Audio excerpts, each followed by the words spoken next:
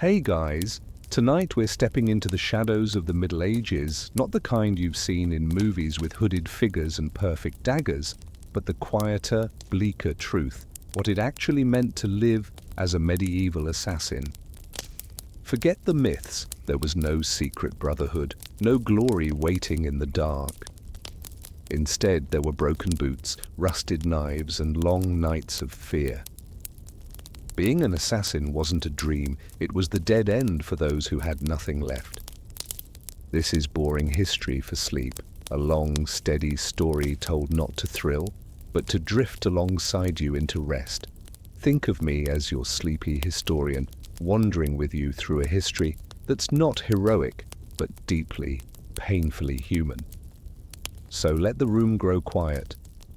Turn off the lights, settle into your bed, and let your mind follow the footsteps into the alleys and castles of a world that was harsher than legend.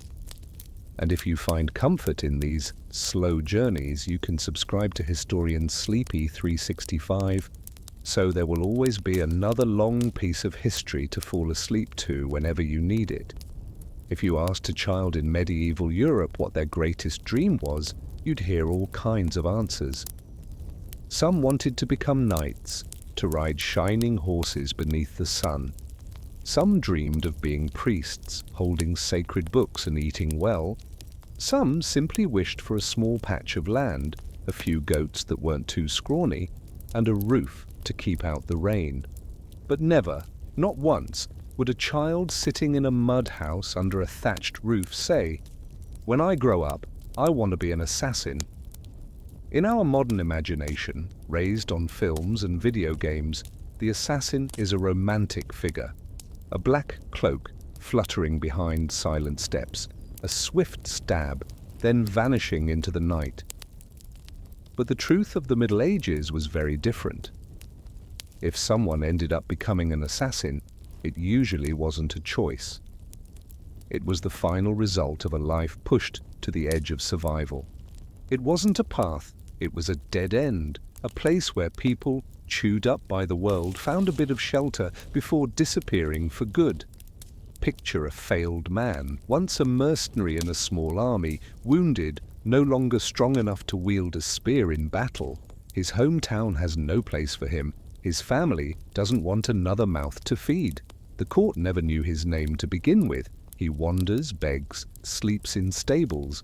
Then one day, a hand rests on his shoulder, a whisper, a job that needs doing, quiet, clean, and quick.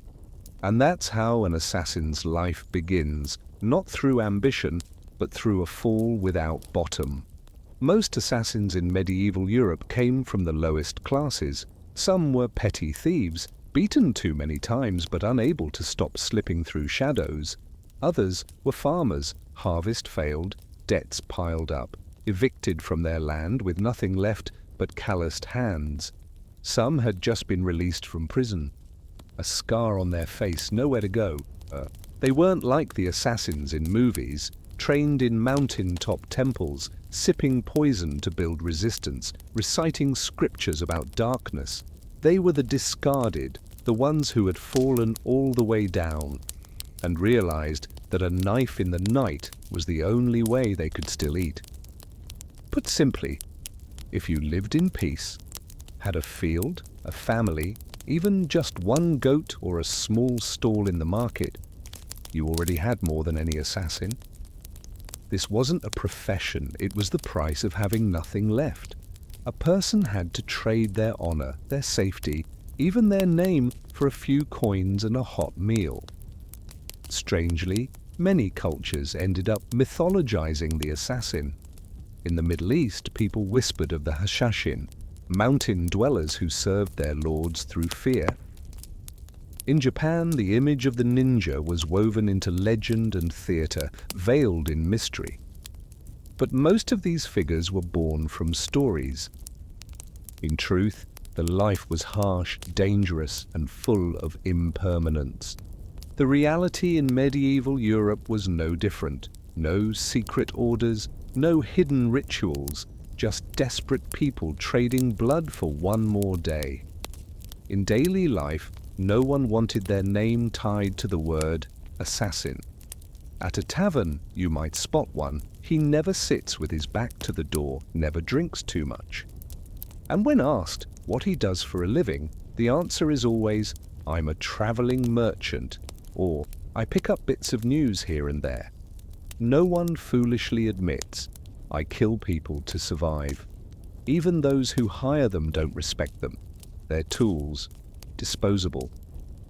Now consider the world they lived in. No insurance, no pensions, no welfare packages. If you slipped from your family's care or were pushed out of the army, the only thing left was your own shadow. And in that shadow, some dug ditches, planted herbs, sold charcoal.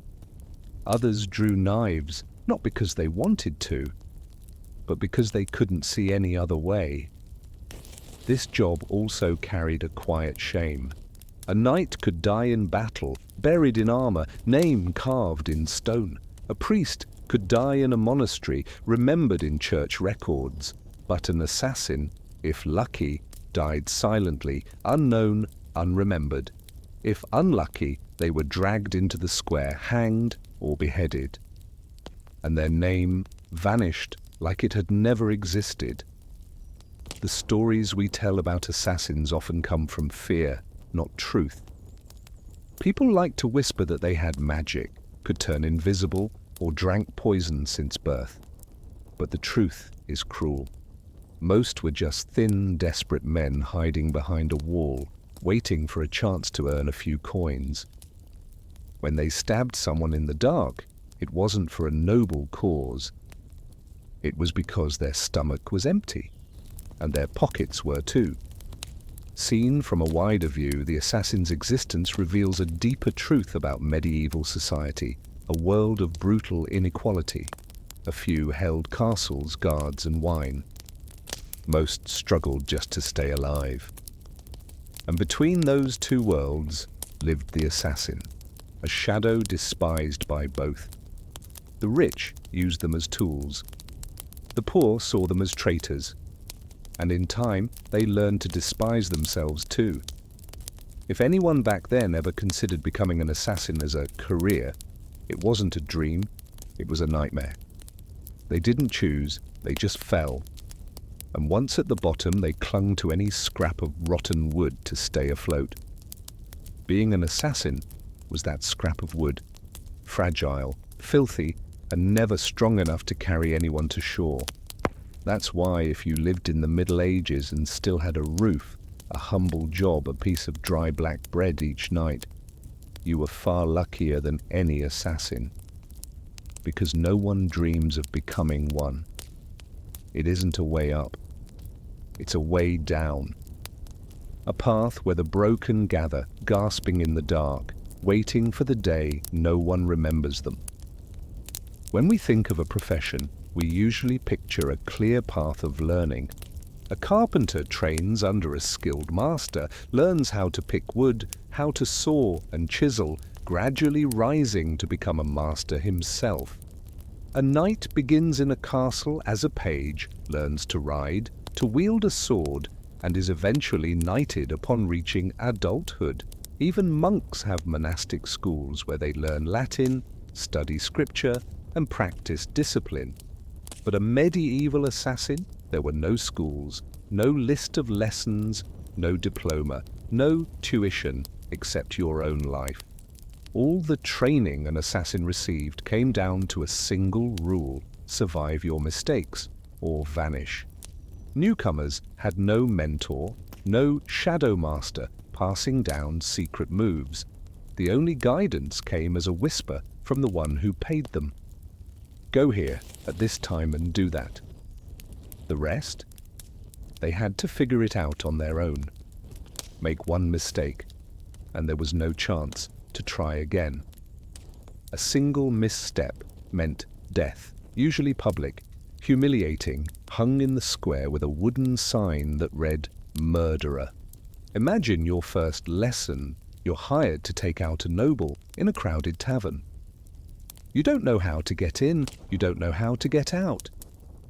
You don't realize that a rusted blade can slip, that leather sandals echo on wooden floors, that wine dulls your reflexes. You draw too early or knock over a chair, and in that moment, guards descend, your apprenticeship ends. And the lesson is never repeated because the student is dead. In this line of work, the successful ones aren't the most skilled. They're the ones who didn't die the first time. They weren't better, just less unlucky. Maybe the target was too drunk. Maybe the guards were distracted. Maybe it rained and the sounds were muffled.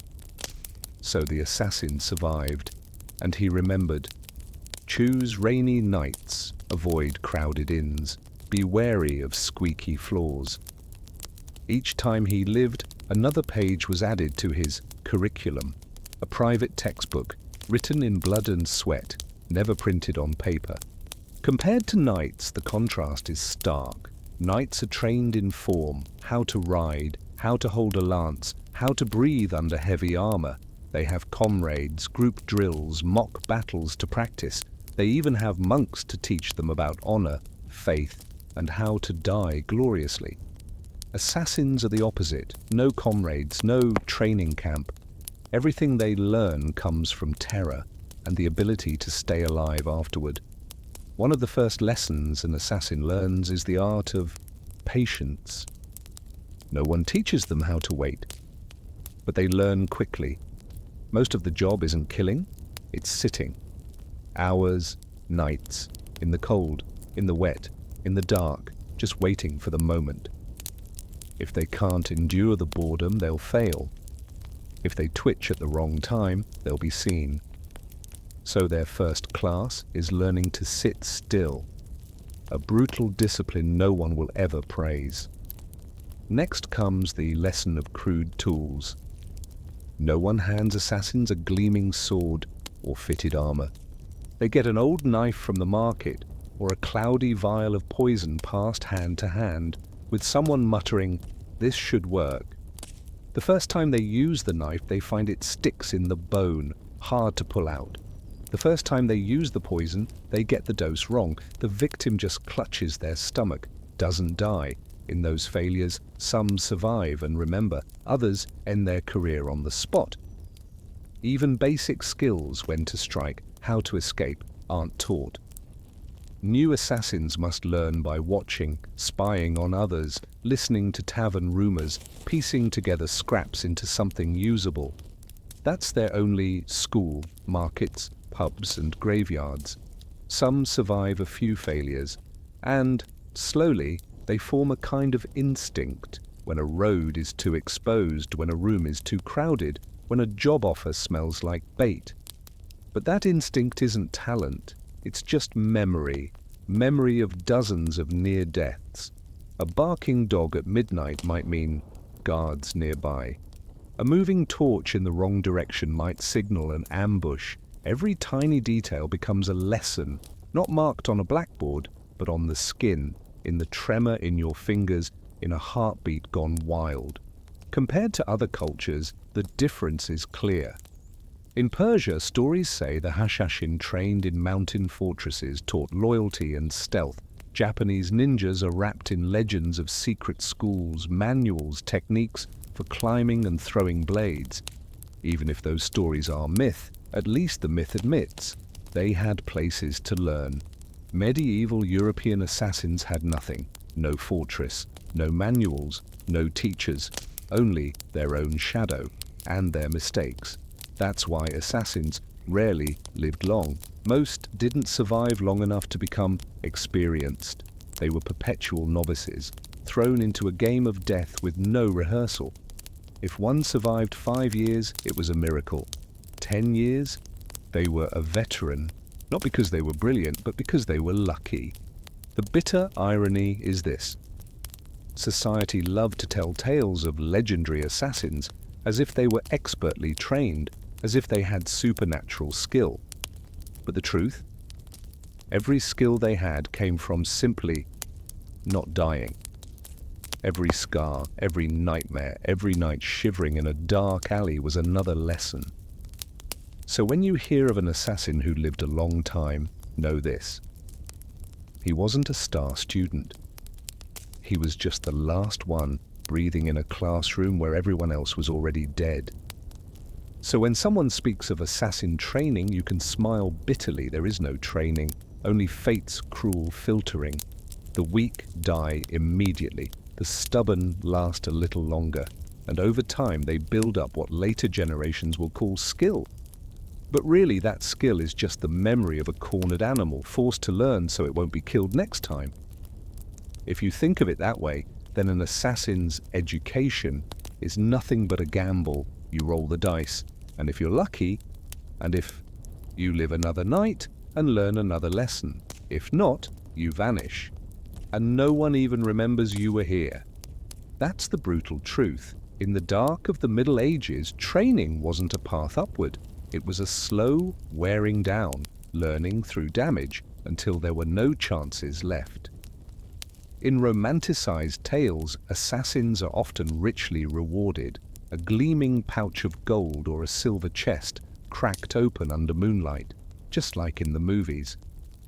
Reality was very different. In truth, the life of a medieval assassin came with one cruel certainty. Clients made promises, but rarely kept them. On paper, the job seemed simple. You complete the task, you get paid. But even the agreement was hazy. There were no written contracts, no reliable witnesses, only a whispered deal in a dark alley. Do this, and I'll pay. A promise backed not by law or honor, but by fear and greed. And in a medieval world where even knights betrayed their lords, it was almost expected that someone who hired a killer would later betray them. Picture this: a ragged assassin just escaped from a murder in some dark alley. His clothes stained with blood, his breath ragged, his mind focused only on the promised reward. He arrives at the meeting point hoping to see silver. Instead, he sees two guards waiting. The client never shows, because to that client the assassin is no longer a tool. He's a dangerous witness. The easiest way to pay him is to throw him in a dungeon or have him killed on sight. In truth, many assassins were never paid at all. Those who lived to talk about it often admitted bitterly, success only earns you enemies. Why? Because their clients were shady from the start. A noble wanting to eliminate a rival, a merchant clearing an obstacle, a priest hiding a scandal. These people couldn't afford to be exposed, and the best way to stay hidden: get rid of the one who worked for you. Compare this to mercenaries. The condottieri of Italy, for instance. They too were mistrusted, but at least they had contracts signed before city councils. Even if they were abandoned later, they usually received part of their pay. Assassins? They were nameless. No protection. No guild to back them. No kingdom ever budgeted for assassins. And even if they did get paid, the amount was rarely worth the risk. Not treasure chests of gold, but a handful of silver coins, enough for a few weeks of bread, or a few nights in a lousy tavern room. A modern listener might ask, why bother at all? But for the desperate in the Middle Ages, those coins meant the difference between surviving and starving. So blood money still tempted, even if it rarely arrived. Scattered records from old chronicles reveal the irony. In one case, a nobleman promised an assassin 10 silver coins and a horse. Once the job was done, he handed over the 10 coins and a lame mule. Technically, the promise was kept. To the noble, that was a clever trick. To the assassin, a bitter joke, but he took it. Because refusing meant walking away with nothing. Worse still, sometimes the refusal to pay was a trap. Hire a killer, wait for the job to be done, then turn him in, a show of loyalty to the law. A two birds, one stone move. The rival is dead, and the client becomes a righteous hero for capturing a murderer. The only loser? The man who shed the blood. In villages, people passed around a bitter proverb: never trust a promise made at night. especially when there's blood on your hands. They understood. The more blood spilled, the hollower the promises. An assassin might hear that line and let out a dry laugh, because he was living proof. From a psychological view, it's not hard to see why betrayal was so common. Clients were afraid. If a man could kill once, he could kill again. The assassin's very existence became a threat. So after the job was done, the first instinct was to erase the risks. The promised money became bait, a trap that lured him into death. In rare cases, an assassin might demand payment up front.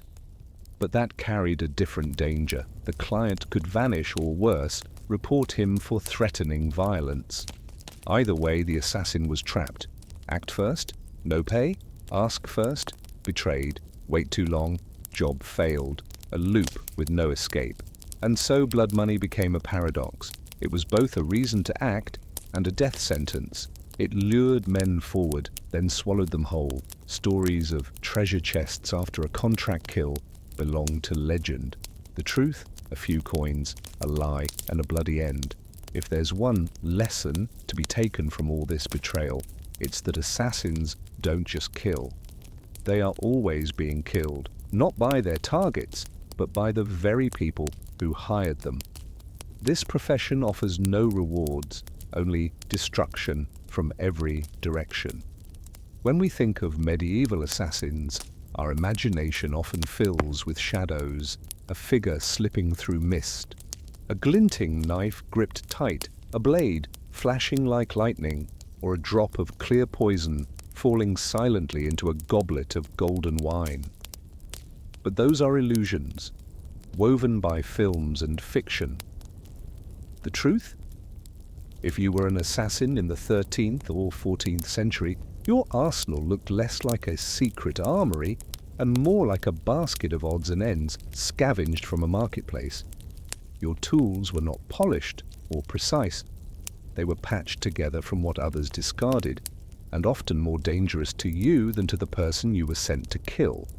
Your weapon might be a rusted knife salvaged from a battlefield, a length of coarse rope stolen from a stable, or a handful of herbs no one could say for sure would even kill a rat.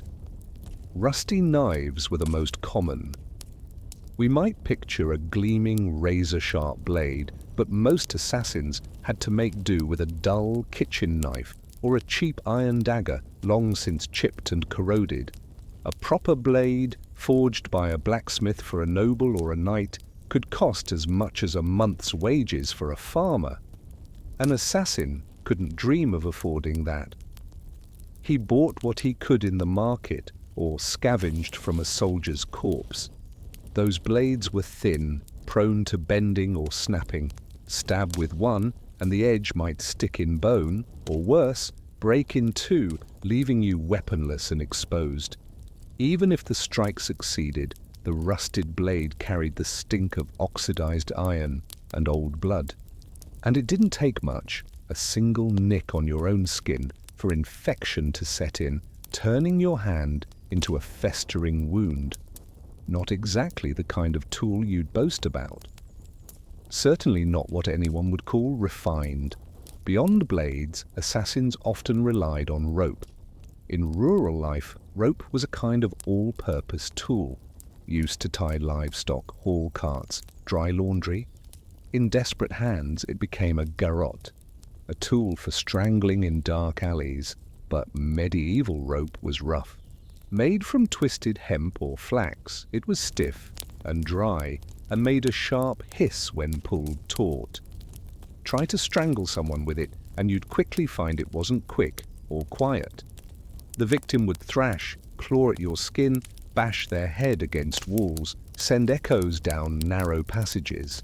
If the rope was damp, it could rot and snap without warning.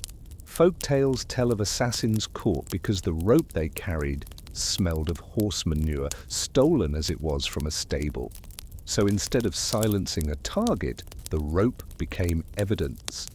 And if neither blade nor rope worked, there was one last option: poison. But poison in the Middle Ages was a gamble. People knew the names of deadly plants. henbane, belladonna, mandrake, hemlock. But knowing a plant is not the same as knowing how to use it. Doses were a mystery. A pinch might cause dizziness. A bit more might make someone vomit. A little too much, and the one testing it might die right there. Poisons weren't purified, they weren't refined.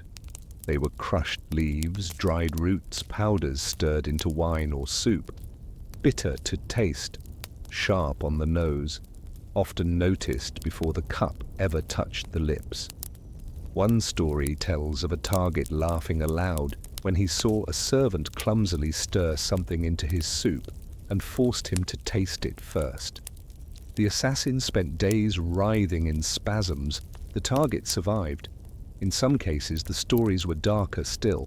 An assassin might poison the wine pot, only to be invited to drink at the same table. The result, a room full of stomach cramps. The intended victim recovered. The killer did not. Compared to the weapons of knights and mercenaries, the contrast was stark. Knights rode into battle gleaming, swords polished, shields painted with crests, armor of steel or leather.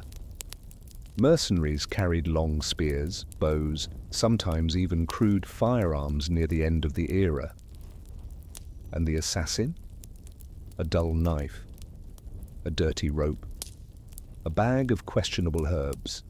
It was like placing a beggar beside a fully armed soldier. They lived in the same century, but not the same world. And yet those lowly tools were tied deeply to the assassin's life. They reflected the transience of it all. Whatever others dropped, they picked up.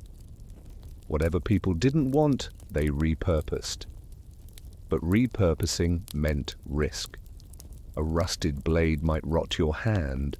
A rope might betray your presence. The wrong poison might kill you before it ever reached your mark. This wasn't an art. It wasn't a profession. It was a foolish gamble. And in that gamble, the one throwing the dice usually lost. Imagine, for a moment, that you lived as an assassin. Your palms are calloused. The scent of rust clings to your skin. Your breath carries the bitterness of leaves you don't dare swallow. You walk through night alleys, coarse rope scraping your back, leaving a red welt.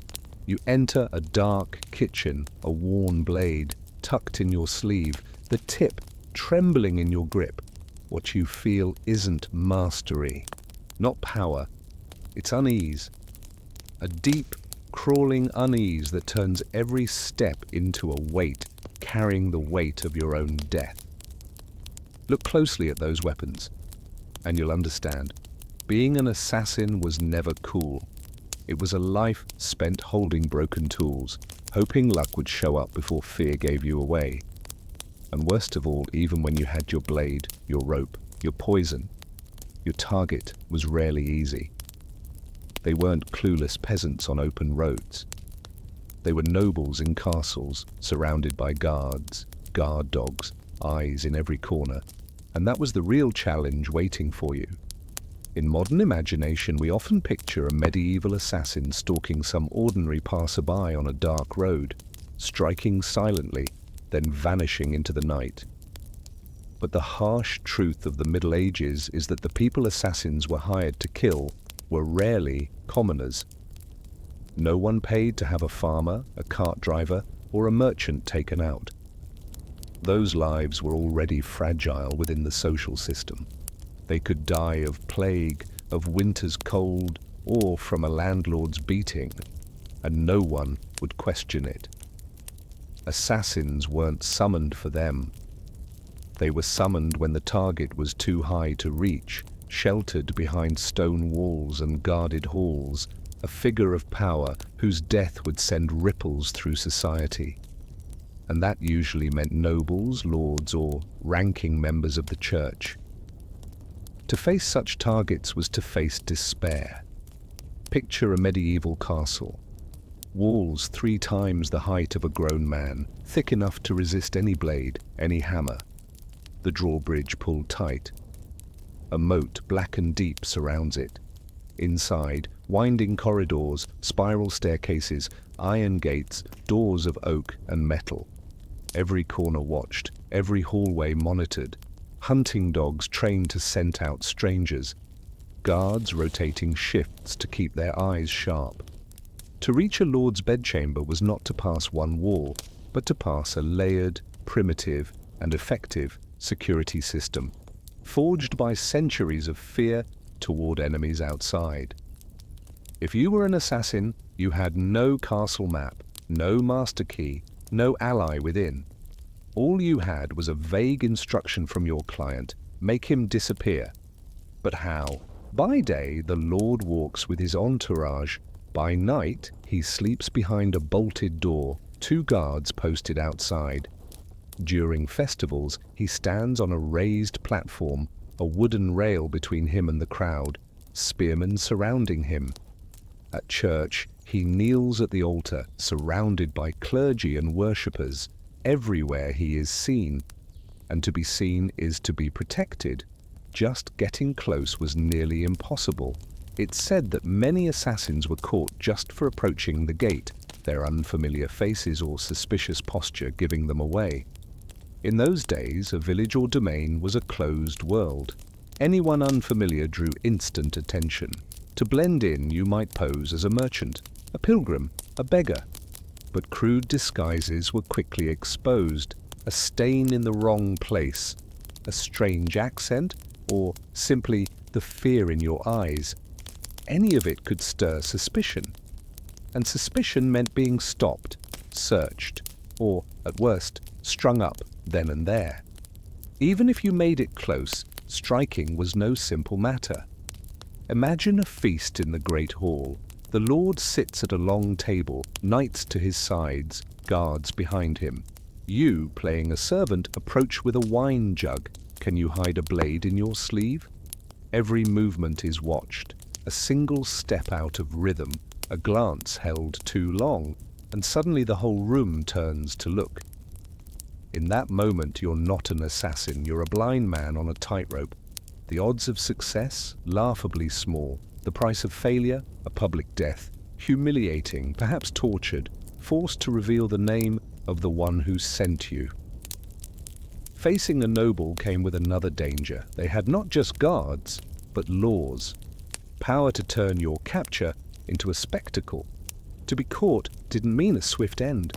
Often, you were dragged into the square, interrogated before a crowd, your tongue cut out, your flesh torn, your body hung on display.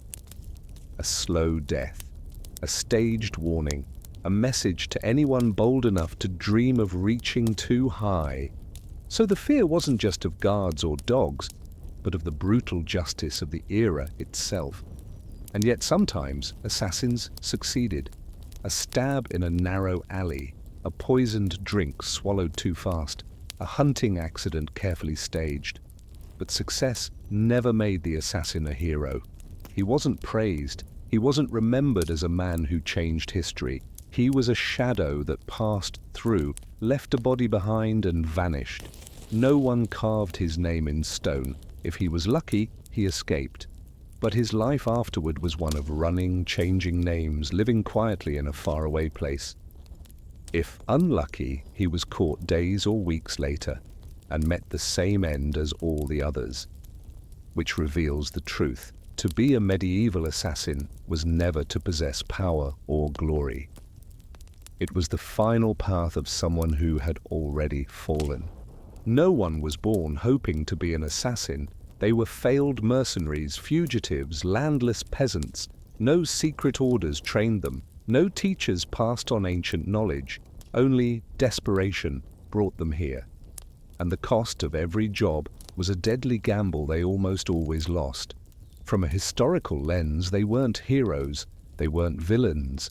They didn't save anyone. They didn't truly change the world. They were scraps, fallen from the machine of society, crushed, forgotten, erased right after they were seen. And that is the harshest truth. The assassin did not live in brilliance. He lived in the cold dark, where even success meant nothing but being forgotten. In myth and modern games, the assassin glides through shadows, cloaked in black, hood drawn, vanishing into crowds as if invisible. But in the Middle Ages, disguise was often little more than a clumsy joke. It didn't make the assassin disappear. It made him stand out. There were no secret arsenals, no personal tailors crafting stealth robes.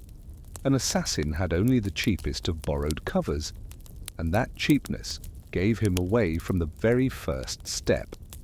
Picture a man of average height, born into poverty, wearing the robes of a monk.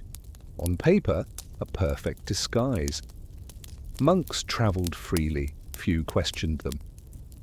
But this assassin couldn't recite scripture. He didn't know the hymns. He hadn't memorized the small gestures of the church. Standing among real clerics, his awkwardness became immediate. He held the cross in the wrong hand. He bowed too fast. He couldn't answer a simple question. A peasant might miss it, but a monk who'd lived his whole life in the monastery would spot it in seconds. And once one person noticed, the whispers spread like wildfire. Something isn't right. Disguising as a peasant, it seems easier, but it's not. A real peasant's clothes were dirty, patched, saturated with the smell of sweat and soil. But an assassin who came from town, or had once been a soldier, could never fake that smell. He might wear torn clothes, but his scent was different. His hands lacked the calluses of someone who ploughed fields, dug trenches, tended goats.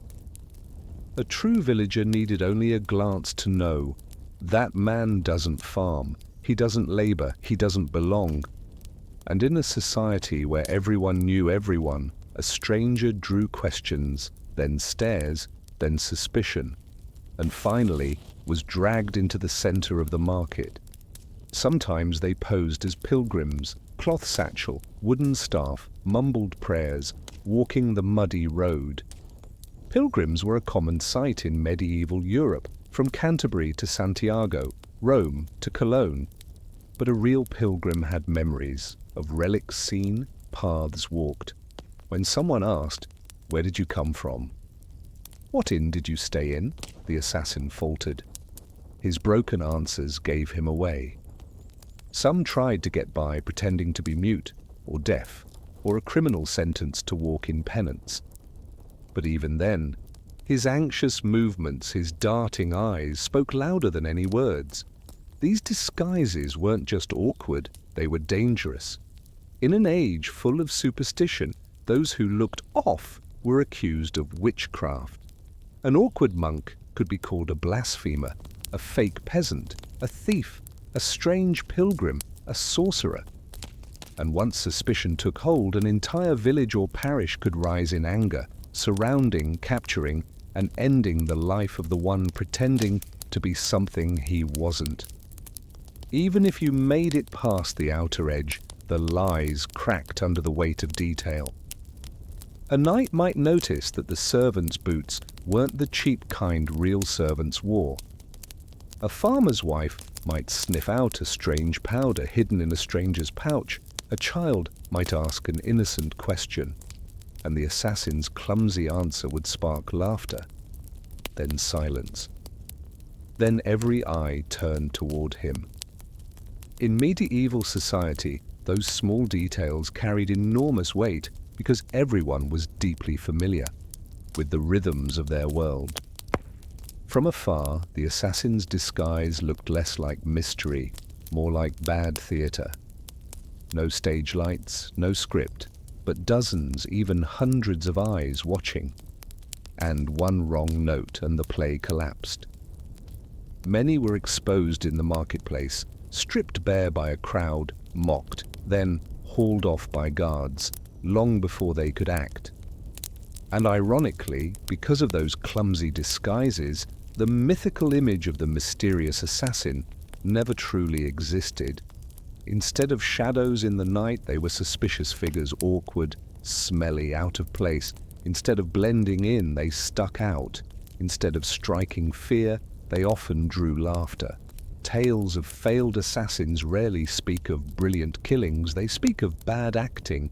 A man in monk's robes who forgot the sign of the cross, a fake servant who didn't know how to carry a tray, a bald drunkard pretending to be a monk, but found passed out at the tavern. These stories were told in villages, in churches, in markets, part mockery, part warning. Not everyone in robes is holy, not every quiet figure is harmless. That's the real truth. Assassin disguises were never mysterious, never masterful. They were sad imitations, often failures, and sometimes they dragged the imposter to death faster than any rusted blade in his pocket. What history leaves behind isn't fear of these men, but bitter laughter at their cloaks, their grimy clothes, their clumsy attempts at piety. Disguise never saved them. It only exposed them more, the loneliness, the desperation they lived with every single day. In modern fantasy and video games, people often imagine an assassin's guild, a secret gathering of cloaked figures in an underground chamber, swearing oaths by candlelight, receiving missions from a shadowy master.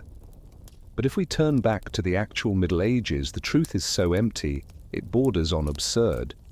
There was no real guild of assassins, no hidden headquarters, no ledger of names, no one at the top handing out monthly pay. All of it was smoke, rumors swirling through the wine-fogged air of roadside inns. If some wandering man once managed to take down a target, his story would grow with every retelling. In the next village, he became the stranger with lightning hands. In a bigger town, he was said to be a member of the Eastern Guild. By the time it reached a noble's ears, he was now part of a vast network of killers spanning all of Europe.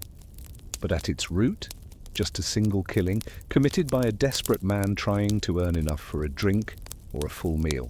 There was no network, no training system, no hierarchy, only stories, bloated and passed around, and eager ears ready to believe they'd brushed against something dark and hidden.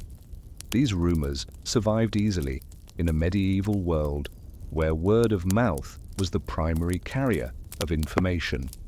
A story heard at an inn tonight would be retold at the market tomorrow, and by the day after, it had become legend. One storyteller added a detail. One listener misunderstood a part. Soon the whole community believed in something that never existed. A mother warned her child, "Don't stay out late, the Assassin's Guild will get you." A tavern owner bragged that he once hosted a man from the guild. And so the idea of a secret order took shape, clearer and clearer in the collective imagination, though it never had any footing in the real world. It's worth remembering what a guild meant in the Middle Ages. A formal group of craftsmen or merchants, blacksmiths, tailors, traders. These groups had rules, dues, protection, sponsored by towns or the church. But the so-called Assassin's Guild had none of that.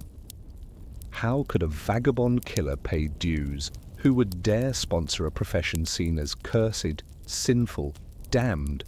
No kingdom would acknowledge them. No church would shelter them.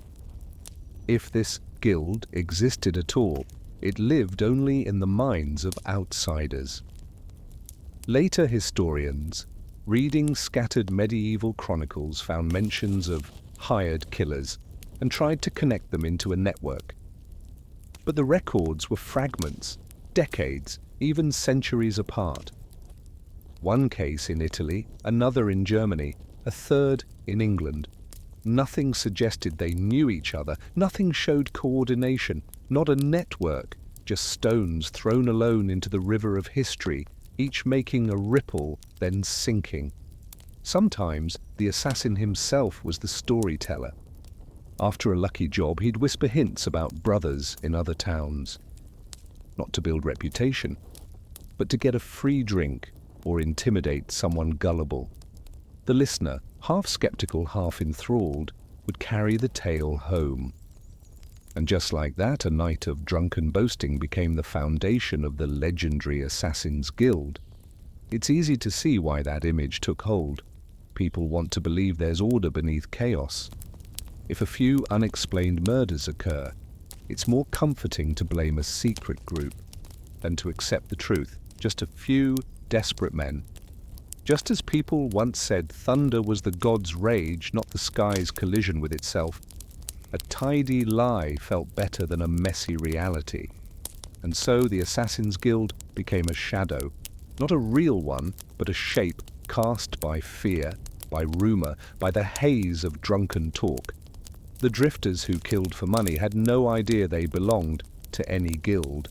They only knew hunger and danger, and the next risky job. They died unremembered, unrecorded, and the guild that so many feared never once reached out to save them. That bitter truth only deepens the loneliness of the medieval assassin. No allies, no organization, no one watching their back. When they failed, they were tortured alone. When they succeeded, they ran alone. And when they vanished, no guild carved their names into stone. Just a few vague lines in a dusty chronicle, or whispers retold in the smoky corner of an inn. If there is one thing bound to the life of a medieval assassin, it is utter, unrelenting solitude. Unlike a blacksmith who might share a beer with friends after work, or a soldier who has comrades to face fear beside him on the battlefield, the assassin lives outside it all. His life is like a cold room, no hearth, no laughter, only the echo of his own footsteps on damp stone. Some might think solitude brings freedom, but here it's more like a sentence, a prison with no walls built from suspicion, fear, quiet separation. An assassin has no friends, not because he doesn't want them, but because no one dares befriend him. Even drifters steer clear. Who would risk being seen with a man who might be hanged tomorrow? Drinking with him could mark you as a suspect. Letting him sleep in your stable could drag your entire family into an inquisition, so the only companion an assassin can truly count on is the shadow that follows him. Always there, no matter where he goes, no family either. Or if he once had one, they've long disowned him. In the medieval world, family honor mattered more than blood. Who would admit their son kills for coin? A father would see it as disgrace. A mother might weep in secret, but never dare defend him. Siblings, if merciful, would simply pretend he never existed. If not, they might be the first to turn him in to salvage the family's name. So his footsteps never lead back to the home he came from, nor is there love. Who would fall for someone who might be hanging by morning? Who would believe the vows of a man who lives by betrayal and flight? If there are lovers at all, they are brief. A few lonely nights with strangers in cheap inns, no bond, no comfort, no one waiting at a window. Each morning he wakes with only one companion, his hunger and his fear. That isolation comes not only from society, but from the work itself. There is no trust in hired killing. If you open up, your words will one day be sold. If you rely on someone, they may vanish with the coin you were promised to split. An assassin learns to lock his heart, not out of cruelty, but because it's the only way to stay alive. But survival at that cost barely feels like living. Over time, solitude wears down the soul. Picture him sitting for hours in a stable, waiting for night to fall. Outside, the laughter of villagers drifts in from the tavern. Music rides the wind. Children shout in the alleyways. And in the dark, he hears only his own breath. Even the rooster's crow at dawn feels like mockery. A reminder that the world is beginning a new day while he's just finishing a night that meant nothing. Loneliness seeps into sleep. Assassins do not dream of warm things. Their dreams are full of nameless faces, the dead, the staring eyes that won't fade. There is no one to tell, no one to say, "I understand." And when he wakes, drenched in cold sweat, he can only whisper to himself, "Keep going, because there is no other road." Some imagine a killer might feel at ease being alone. But this kind of alone is never a choice. It is a burden, a weight no one sees. You can't bring anyone on a midnight job. You can't speak your fear before the act. You can't share your success or grieve your failures. Every word risks becoming the rope that hangs you. So you stay silent and swallow it all. Perhaps the saddest part is the slow fading of memory, of ever belonging. The assassin forgets what a family meal feels like. He forgets the sound of someone calling his real name in a crowd. He moves through the market like a shadow. No one greets him. No one dares ask who he is. His true name may have vanished years ago, replaced by odd nicknames or rushed aliases. And after a while, even he isn't sure who he really is anymore. In that long solitude, he becomes a ghost even to himself. He whispers to the air. He walks and swears someone's behind him, but turns to nothing. He stares into a puddle and sees not a man, but a fading shape. Not the mystique of a shadow in the night. Just loss. The loss of connection, of recognition, of humanity. And when someone like that finally dies, caught, executed, or simply collapsing in a nameless alley, no one mourns. No friends come to say goodbye. No family raises a stone. No name enters the chronicles. Solitude follows him to the grave. If there's a burial at all, it's an unmarked patch of earth swallowed by weeds. That's the harsh truth films prefer to ignore. People love the fantasy of assassins, mysterious figures with secret networks behind them. But in reality, they were just outcasts, faded shapes with only one faithful companion, their own shadow, stretching long beneath a cold moon. In a world where a person's fate hung by the thinnest thread, the smallest mistake could be a death sentence. For the medieval assassin, this was more true than for anyone else. A trembling hand, a misstep, a glance in the wrong direction, and everything would collapse. There were no second chances, no room for correction, because hired killing did not forgive clumsiness, and neither did the society around it. Picture a winter night. A man hides in a narrow alley, a short-bladed knife clutched in his hand. He's waited for hours, just for the moment when the nobleman steps out of the hall. The silence is so complete, he can hear his own heartbeat. But when the moment arrives, his hand trembles. The knife glances off its mark. The victim has time to scream. Guards rush in. Within seconds, it's over. He's pinned down, beaten, dragged away to the square. That one mistake didn't just cost him the mission. It turned into a public display, a death with nothing secret left about it. In medieval Europe, the death of an assassin was a spectacle. Authorities and nobles made examples of them to show that anyone bold enough to threaten the order would pay the price. A captured assassin did not die quietly. He was taken to the scaffold, surrounded by jeers, mockery, and contempt. His death was not just a punishment, but a brutal form of entertainment. Records tell of failed assassins subjected to the most degrading executions. Some were hanged for days from city gates, their corpses left to rot in plain view. Others were beheaded, their bodies displayed in the town square. Some were tortured, their cries echoing, engraving the lesson deep in the public mind. There is no place for mistakes. One trembling hand became a verdict read aloud to 1,000 witnesses. For an assassin, that humiliation ran deeper than death, because the work, for all its darkness, relied on secrecy. As long as he remained a shadow, he could survive in whispers and rumor. But once caught, once dragged into the light, he lost the only veil that protected him.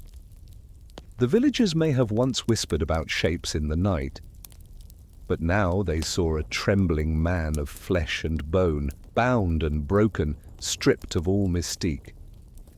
The mystery was gone, replaced by pity or something close to disgust. Those who once hired him showed no sympathy. On the contrary, they used his failure to erase themselves from the picture. "That man was mad," they would say. "He had nothing to do with me." And so the one who thought he'd soon hold in his hands a pouch of gold that could change his life died poor, rejected, and ridiculed. No payment. No name. Just a bloody end drowned out by laughter.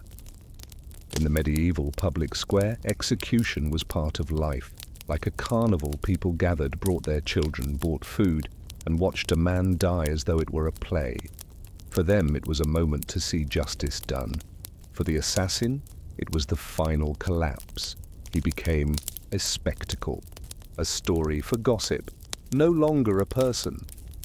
One trembling hand didn't just take his life, it erased his entire existence. He left behind no legacy, no marked grave, no tale told with compassion. Only a few muttered lines remained. There was some fool who tried to kill a noble and got hanged at the gate. That was it. His whole life shrunk to a single misstep. The irony is that trembling was never something he could avoid. Because who doesn't feel fear? A rusted knife is not a polished sword. A shaking figure in the dark is not a legend. The hand gripping the hilt sweats. The heart races. It's just the human body responding to terror. But in this line of work, being human was a death sentence. There was no training to silence fear, no comrades to steady the breath, only yourself staring down your own fragility. And so in real stories, most assassins didn't die as silent ghosts. They died as public fools. Their deaths were scenes, performed and remembered, not for bravery, but for error. People didn't recount their lives as tales of warriors, but as warnings, the ones who vanished in laughter. In the end, the harsh truth remains. In the medieval world, one small tremble could turn a man into a living symbol of punishment. And as the rope tightens, as his body is dragged, as every eye in the crowd watches, he knows, perhaps for the first time, that his life never held any worth. Not a hero, not a villain, just another soul crushed beneath the wheel of history. Many still believe that when an assassin fails, he dies miserably. But if he succeeds, at least he gets to enjoy the taste of victory. But in the medieval world, the truth was the opposite. Success brought no glory, no steady gold, no life of comfort. Success meant only one thing: you now had to flee, change your name, vanish as if you had never existed. Picture an assassin who, after months of watching and waiting, finally brings down his target. The blade strikes the heart. A muffled gasp. A body collapses in the dark.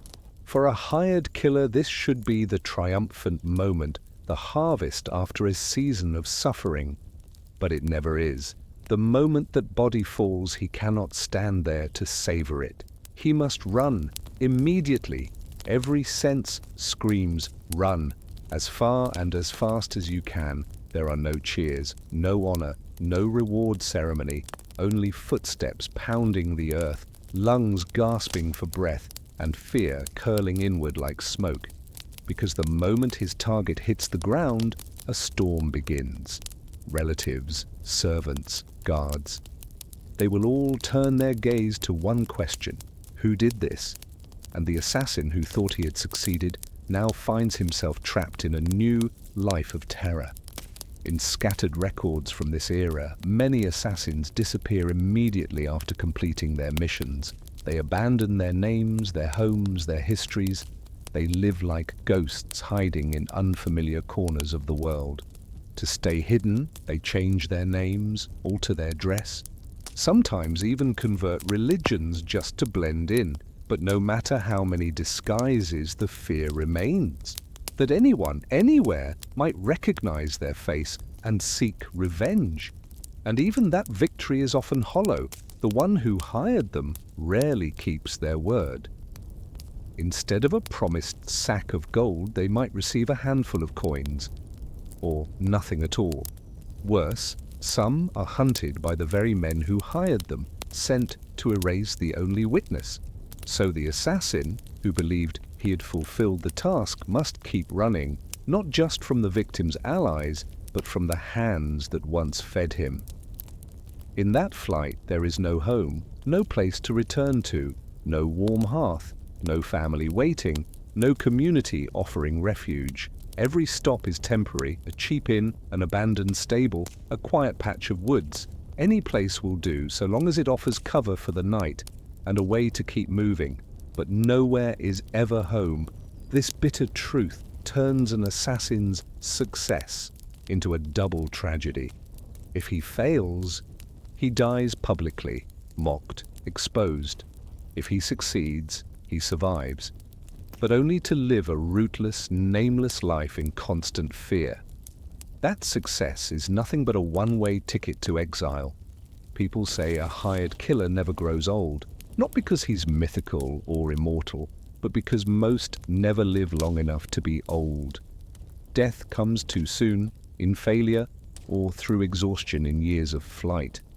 They leave no name in the chronicles, no legacy, no grave for remembrance. They're just flickers in the dark, a stain in someone else's memory. And that is the greatest humiliation of all. A defeated warrior can still be called brave. An executed thief might become a folk legend. But a successful assassin?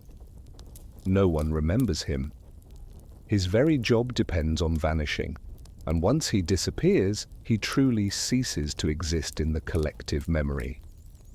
Even if his life drags on for years, it is only in scraps. A rushed meal, a restless night's sleep, a strange village he must leave by morning. No one asks his name, and he no longer dares to give a true answer. Over time he forgets who he used to be. The first name, the hometown, all buried under layers of lies and false lives. Looked at from afar, the fate of the medieval assassin mirrors that of other outcasts across cultures. In the Middle East, the infamous Hashashin lived in isolation, ready to die at any time, without glory. In Japan, the ninja moved in shadows, left no names, survived only in legend. In China, the trebuchets appear in historical texts as tools of power, but no one knows what happened to them afterward. The pattern is the same. Their success only led to erasure. The only difference lies in how cultures chose to remember them. Some turned them into myths, others into demons. But in day-to-day life, they were all rootless beings forever on the run. And so the story of the assassin is no longer just medieval Europe's. It becomes a mirror, showing us that sometimes success is not a reward. It is only the first step into a life of exile. In medieval villages where night fell faster than the church bell and light lingered only in flickering oil lamps, rumor held more power than any written record. Few villagers ever met a real assassin, but everyone knew of them. They lived in whispers, by the hearth, in the tavern, at the market.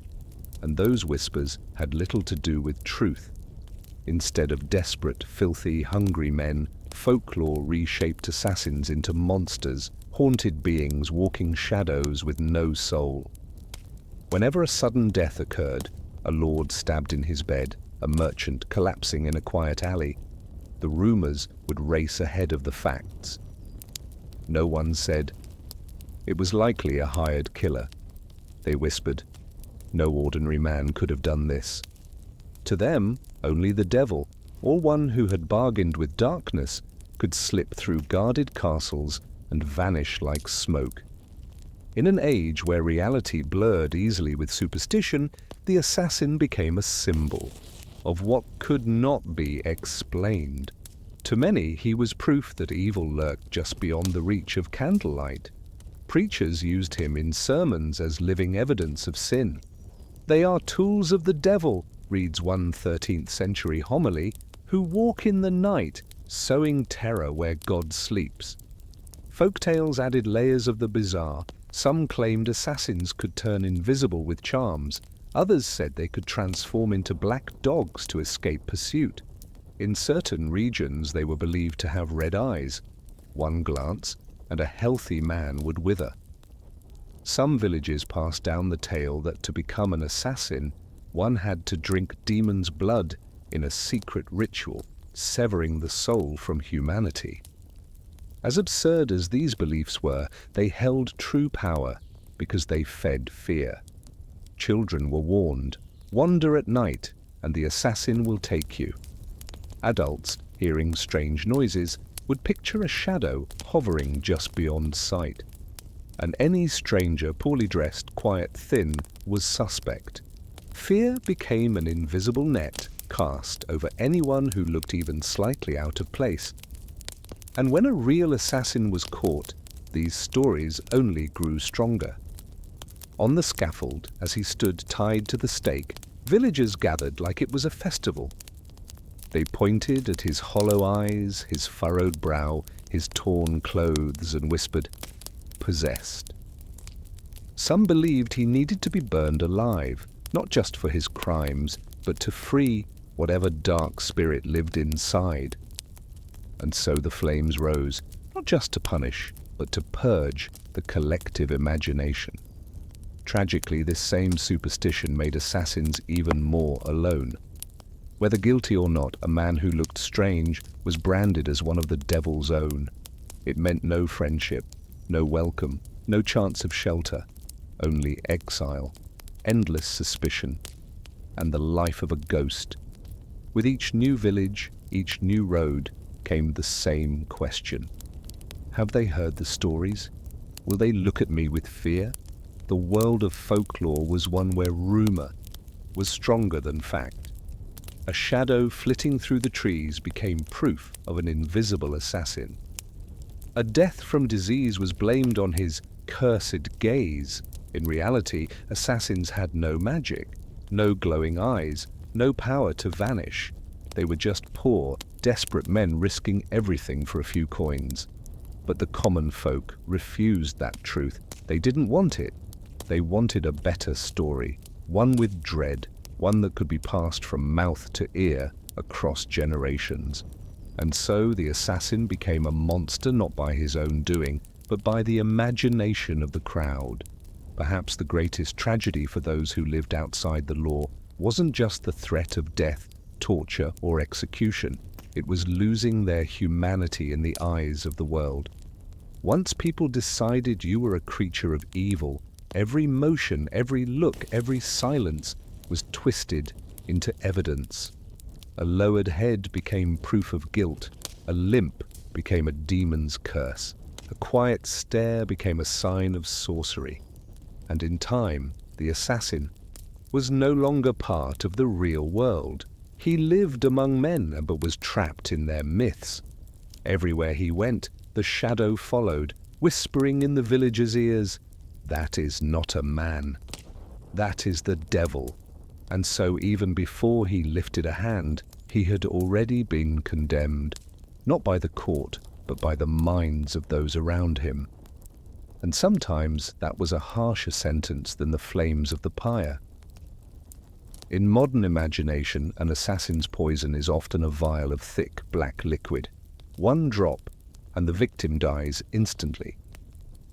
But the reality of the Middle Ages was far clumsier, messier, and more unpredictable. Poison wasn't a secret invention of a hidden guild, but a byproduct of folk experimentation, the work of healers, peddlers, and the ignorant.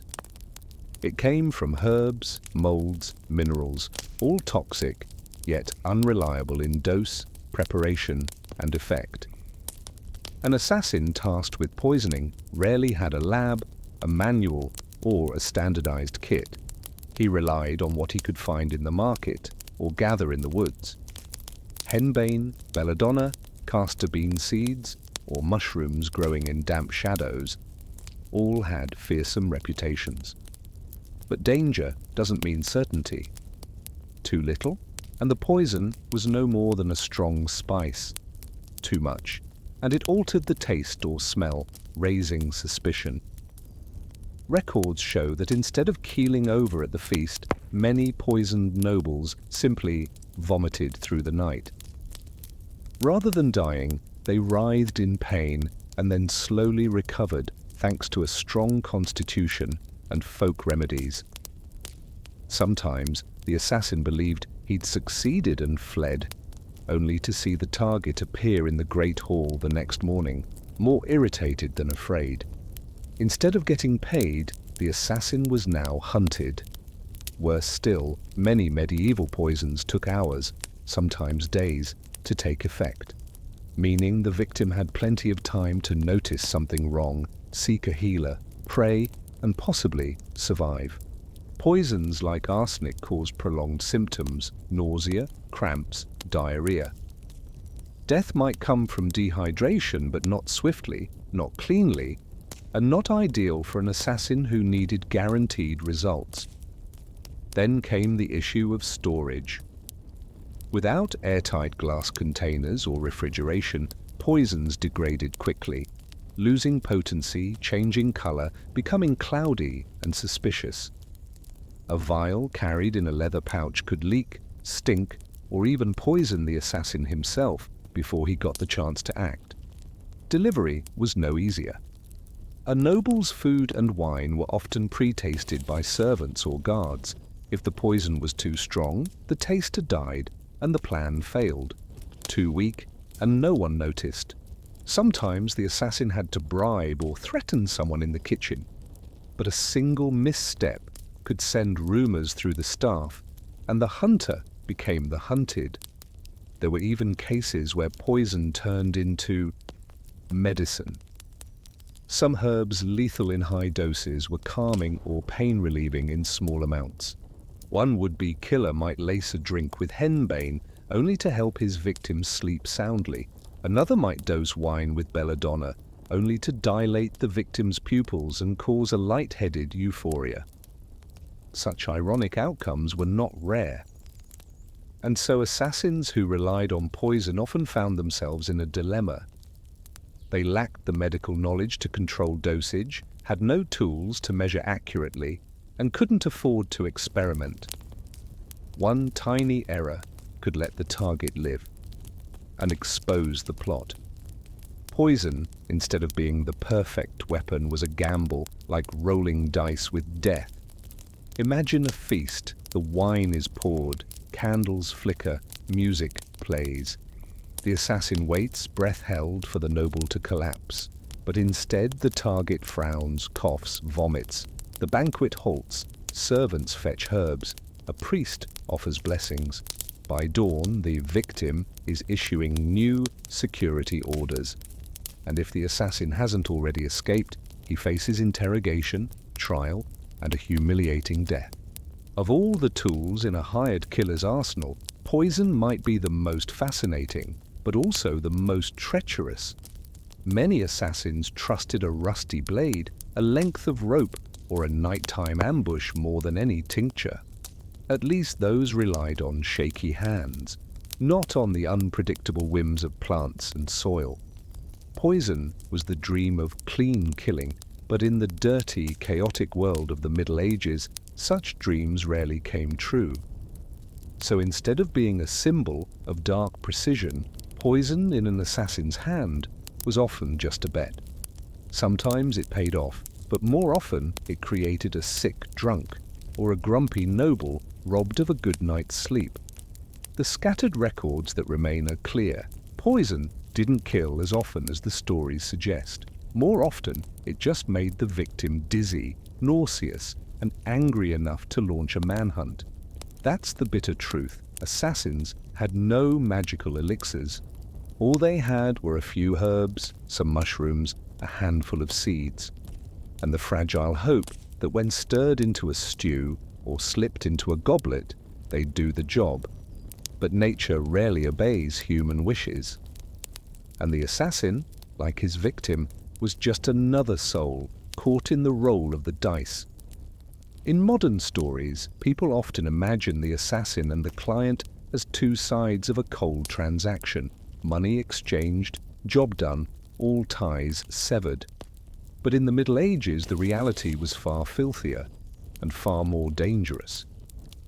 An assassin, after completing the task, wasn't welcomed with gold and glory like in the movies. More often, he became a loose end that had to be eliminated.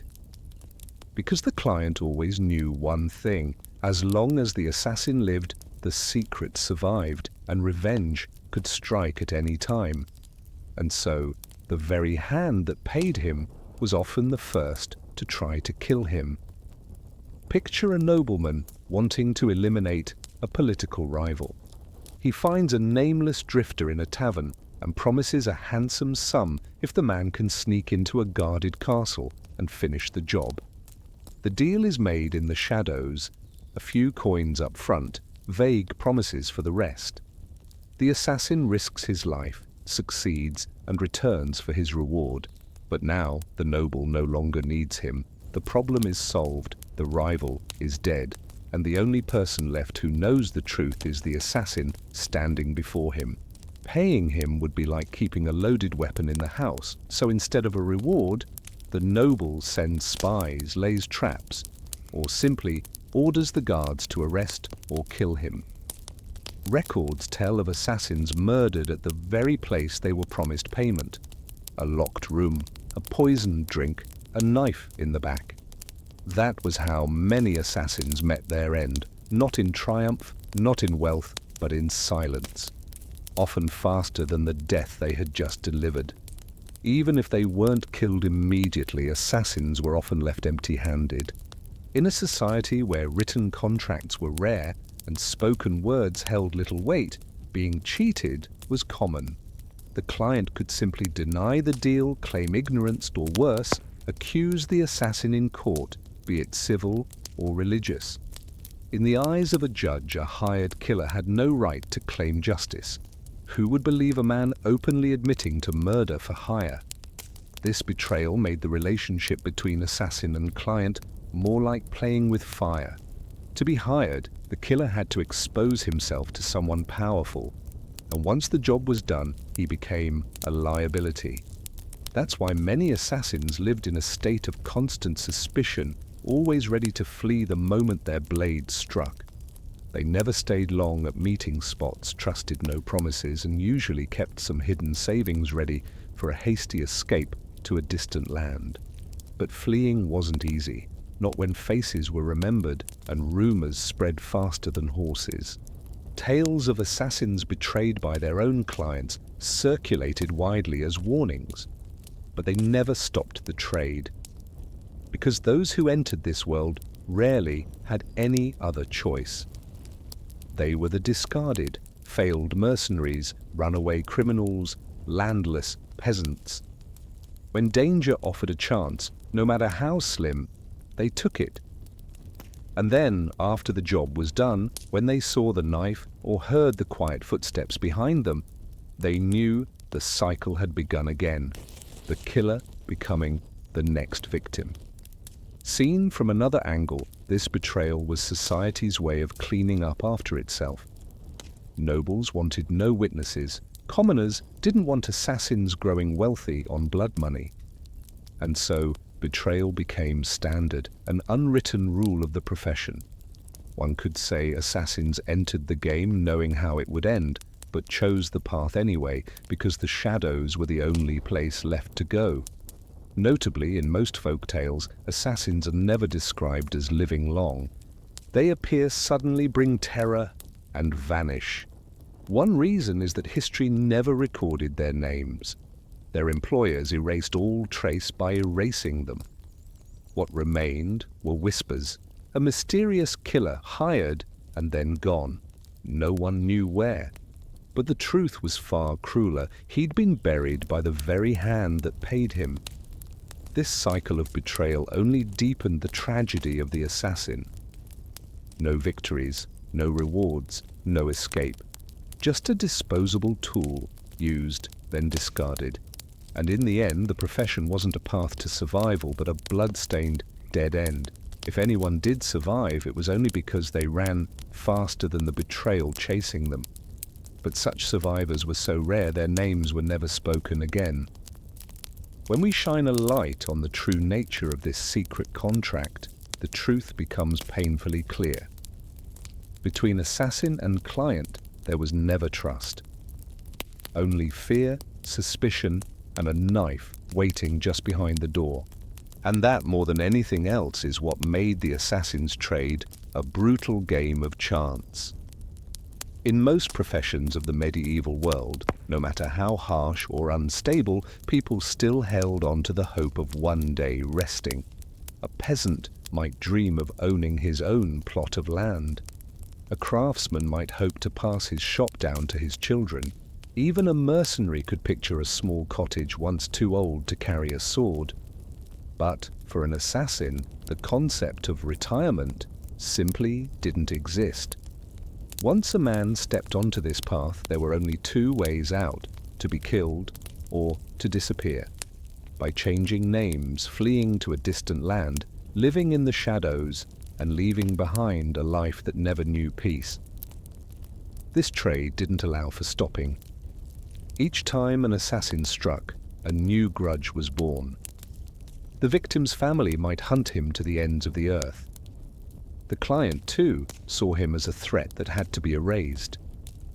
The townsfolk spread rumors of a demon in human skin. Even if a killer wanted to hang up his blade and return to an ordinary life, the past would never let him go. All it took was one person to recognize his face, and his secrets would be dragged into the light, followed by the judgment of an entire village, or worse. So to survive, many assassins had to abandon their real names. They picked new ones, posed as drifters, masons, beggars blending into the crowd. But the disguise was never complete. In their own minds, the shadow of who they once were always lingered. They lived in constant fear that anyone could see through the mask, that every glance carried suspicion. A single footstep behind them could send their hand flying to the dagger up their sleeve. This wandering life was far from kind. No family, no friends, no roof to call home. They moved from village to village, slept in stables, fields, or cheap roadside inns where no one asked questions. At each new stop, they spun a fresh lie: a farm lost to war, a family lost to plague, a nameless vagrant with nowhere to go. The stories worked just enough to buy them shelter, but they knew no one truly believed. Someone too quiet, too mysterious, always drew watchful eyes. Long-term paranoia changes a person. Assassins began to mistrust even the most harmless things. A man smiling at them in the marketplace might be a spy. A woman asking directions might be laying a trap. Their minds became worn thin by constant vigilance. Some turned violent, attacking innocents they mistook for hunters. Others withdrew completely, no longer speaking, fading into corners like forgotten shadows. If they were lucky enough to live long, they had nothing to show for it. No land, no shop, no children to carry their name. All they had were a rusted blade, a tattered cloth bag, and memories soaked in blood. As age crept in, hands trembling, eyes dimming, they no longer had the strength to do their grim work. But they also had nowhere left to return. And so, many ended their lives in exhaustion, dying by the roadside, in an abandoned shack, or vanishing into the woods, remembered by no one. The cruelest truth was that medieval society believed deeply in redemption through religion. Even thieves might find a chapel to confess, seek forgiveness, and start anew. But not assassins. Their crimes were seen not just as crimes against man, but against the divine order itself. They killed not out of rage or desperation, but for gold. That made them, in the eyes of the church and common folk alike, beyond salvation. Even the final door, the comfort of faith, was often slammed shut. One can imagine the loneliness of an old man who has changed names a dozen times, now looking back on a life with no roots. No child who knows his real name. No wife to share memories with. No proper grave to mark his existence, just an unmarked corpse, a shallow pit hastily dug, a thin layer of dirt covering his final trace. Folk tales sometimes whisper of such men, wandering loners, always avoiding others, said to have once been killers for hire. They abandoned their pasts but never truly escaped them. Whether these tales are true or not, they reflect a reality. The path of an assassin never ends at a peaceful hearth. It leads only through a string of false names, endless roads, and a mind haunted by the deaths it created. When you step back and look at the full picture, it becomes painfully clear. Retirement for an assassin is a fantasy. They never grow old beside a fire, never tell stories to their grandchildren. All they are left with is mounting paranoia and a life of wandering without end. It is a tragic ending, yes, but it is also the inevitable result of a life that began in shadows and ends in shadows. In history, there are those whose deaths leave a lasting mark on collective memory. Some raise castles, some write books, some warriors have their names etched into chronicles.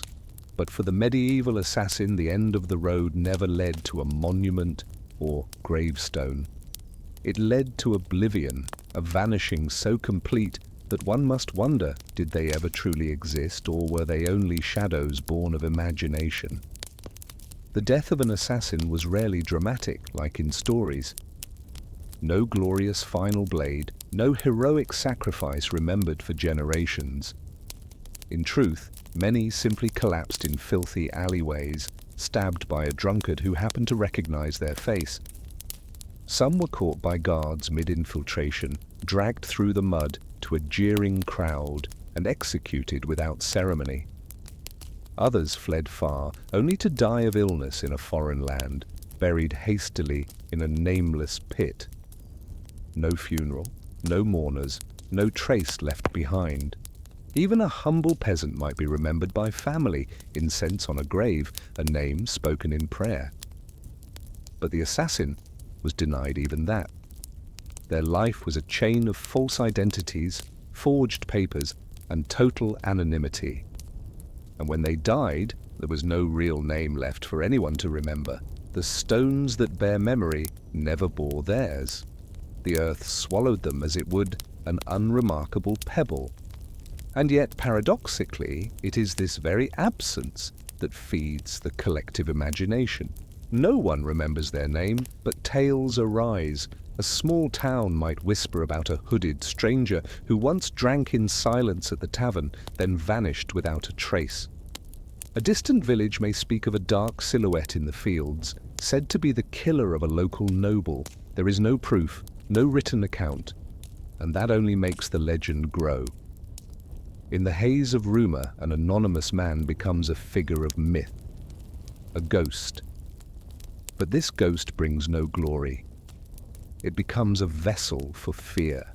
Mothers invoke it to frighten children from wandering after dark. Men whisper in taverns, wary of that silent figure in the corner. Assassins are not remembered as people, but as haunting legends, never truly known, only feared. Because of this, assassins leave behind no real legacy, no family line to carry their name, no secret society to record their deeds, no community memory that honors them. The only thing they leave is a faint smear on society's fear, a shadow, not a monument. If a king may leave behind a castle, if a bishop may leave behind a cathedral, an assassin leaves only rumor and a shiver down the spine. Their very existence is simultaneously denied and exaggerated, and in a way, this erasure is crueler than death. Death, at least, comes with acknowledgement, a grave, a carved name, a final goodbye. Oblivion erases everything. It strips the human away, leaving only a crooked symbol, a demon, a phantom, a traitor. Official history never writes of them. The chronicles, which document battles, coronations, entire dynasties, have no space for a man who struck from the shadows. not because he was unimportant, but because society chose to forget him. And in this, a broader truth emerges. History is not the story of everyone. It is a mirror held by the powerful. In that mirror, the faces of peasants, mercenaries, prostitutes, and assassins blur and vanish. We see them now only as whispers, fleeting silhouettes. And the emptiness they left behind becomes fertile ground for myth, turning them into cultural monsters like witches, vampires, or demons. But peel away the folklore, and the truth is raw. The assassin was merely a desperate, starving man with no other path. He did not choose this life for glory. He walked it because there was nowhere else to go. And in the end, his death only strengthened the paradox. Society feared him, scorned him, and made absolutely sure never to remember him. From afar, this act of forgetting becomes the only legacy he was allowed. A bitter inheritance to be transformed into a symbol of fear, but never acknowledged as a real human being. They became fragments in the collective memory, fragments no one dared to name. And so the assassin's life ends not with cheers, not with mourning, but with the long silence of forgetting. That is the final truth. The assassin becomes a symbol of fear, but never a name in history. If in the previous tales we followed the scattered footsteps of a lone assassin, furtive, isolated, easily forgotten, then as we step into the larger wars of the medieval age, the weapons no longer whisper through shadows with rusted daggers. Instead, they roar with the crash of wood against iron, with the unified shouts of soldiers at the gates. This is where the battering ram appears, a massive log used to smash gates as a symbol of collective strength, standing in stark contrast to the small, solitary figure of the assassin. A medieval city was not protected merely by brick walls or flimsy wooden fences. It was wrapped in large gates, thick wood, reinforced with iron spikes, sometimes even plated with steel to resist fire attacks. In front of such a gate, a man with a dagger could do nothing, but a suspended tree trunk, hauled rhythmically by dozens or hundreds of hands, could shake the very heart of a fortress. The sound of the battering ram echoed through valleys into the chests of defenders on the ramparts like a constant reminder: no fortress is unbreakable forever. The principle of a battering ram is simple: a long log, usually from oak or pine, sometimes sharpened or tipped with metal to maximize impact. It's hung from a large wooden frame with a roof, shielding the soldiers from arrows, boiling oil, and stones hurled from above. Dozens of arms pull the log back in unison, then release it to slam into the gate with tremendous force. Again and again, strike after strike, the gate goes from trembling to cracking to finally splintering apart. More than just a physical weapon, the battering ram was also a psychological one. Its pounding rhythm became the drumbeat of dread for those trapped inside. The walls might still stand tall, but the gate, the single weakest point, was being targeted relentlessly. The townspeople heard the pounding all day, all night, steeped in the anxiety that eventually the gate would fall, not from mercy, but from rotted wood and fractured iron. In many accounts, the presence of a battering ram could decide the outcome of a siege. At Antioch, during the Crusades, the attackers used a battering ram to break through the outer gates and flood the city. In Constantinople, even the famed Theodosian walls, long considered unbreachable, felt the pressure of these weapons, though not always fatally. From Western Europe to the Middle East, from small French castles to vast Syrian cities, the battering ram appeared everywhere as a universal emblem of siege warfare. For soldiers, being part of the battering ram team was both terrifying and unifying. Terrifying because they were the most visible targets. Archers, crossbowmen, and defenders with boiling oil all knew to aim for them first. but also unifying because no one could wield a battering ram alone. It required coordinated strength, pull together, release together, shout in rhythm. Each strike was the result of dozens of muscles, dozens of breaths, moving as one. If the assassin embodied solitude, the battering ram embodied unity, a war machine powered by many. For defenders, the arrival of a battering ram forced tactical changes. No longer was it enough to fire arrows downward, they had to reinforce the gates with iron bars, erect inner barricades, and prepare hot oil or water to pour onto the roof of the ram's shelter. Sometimes they dropped hot sand, letting it slip through cracks to sear the flesh of soldiers below. Some castles built deep moats in front of gates to keep the ram at bay. But in long sieges, when resources dwindled, the steady rhythm of the ram became an inevitability no one could stop forever. The battering ram also marked a shift in the nature of warfare, from personal duels to organized, industrialized conflict. In earlier times, battles were fought on open fields between cavalry and infantry, clashing face to face.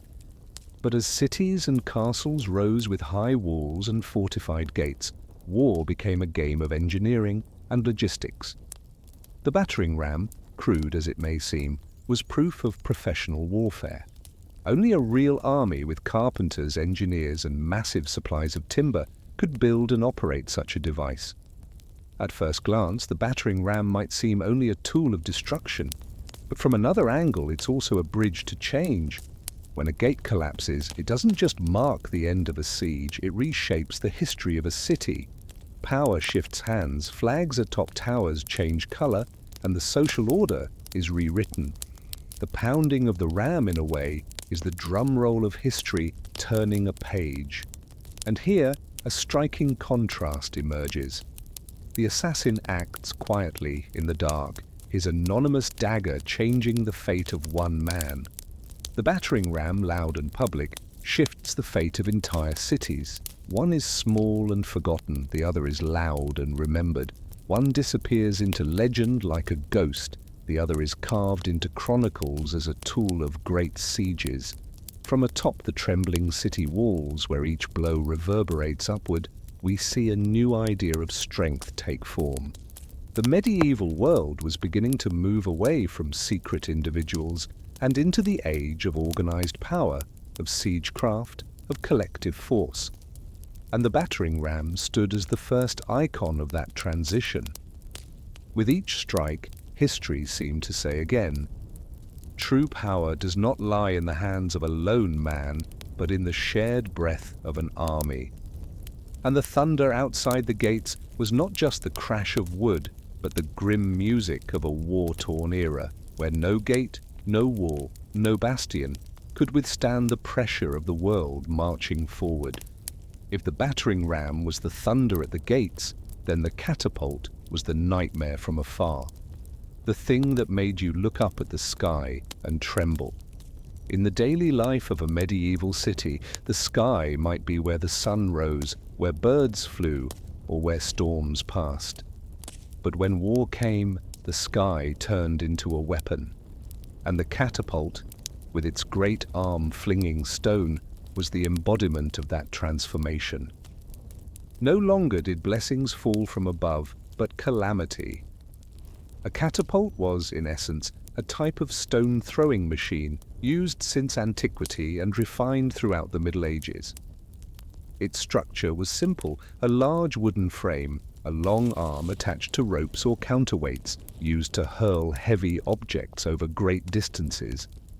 With the right pull and timing, a rock weighing dozens, even hundreds of pounds, could be flung into the air, crashing down onto walls or into the heart of the city. The screech of wood under tension, the hiss of stones slicing through wind, the crack of impact against stone or rooftop, all became a dreadful soundtrack to days under siege. And it wasn't just walls under threat. These stones could crush rooftops, marketplaces, even crowds of civilians. Nowhere felt safe. Not in homes, not in churches, not in town squares.